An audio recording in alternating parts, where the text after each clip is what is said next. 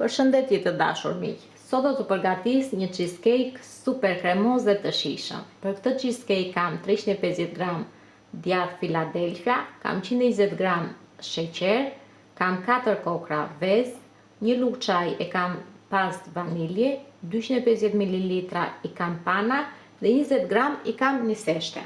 Këto janë përbërësit dhe si fillim do fillojmë me djathin Philadelphia.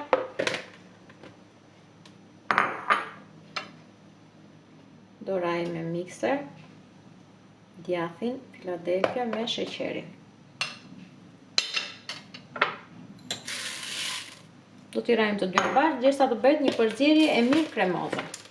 Pasi kam rrahur djathin Philadelphia me sheqerin, do shtojmë vezët.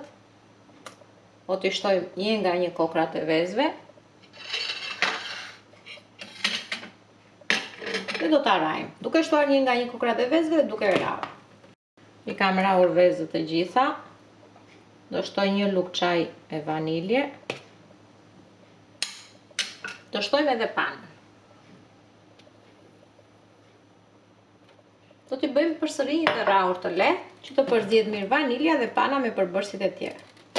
Pasi kam përfunduar së rrahuri dhe panën me vaniljen, do shtoj niseshten. Do ta përziej mirë edhe në niseshten dhe jemi gati. I kam rrahur të gjithë përbërësit, cheesecake-un e kam gati, do ta shtoj tek tava që do ta pjekim. Atëherë, poshtë kam vendosur tavën e furrës në rast se ndodh që të zbutet letra dhe mos të na derdhet të na dalë jashtë. Tek forma që ne do ta pjekim, unë kam vendosur një letër fure dhe brenda do shtojmë brumin që kemi përgatitur për cheesecake-un. Dhe do ta pjekim në furrë 30-40 minuta, do ta shikoni vetë, për 30-40 minuta në 200 gradë.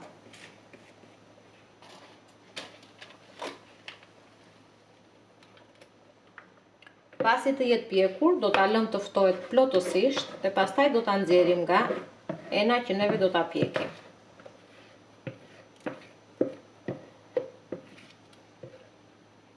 E fusim në furrë në 200 gradë.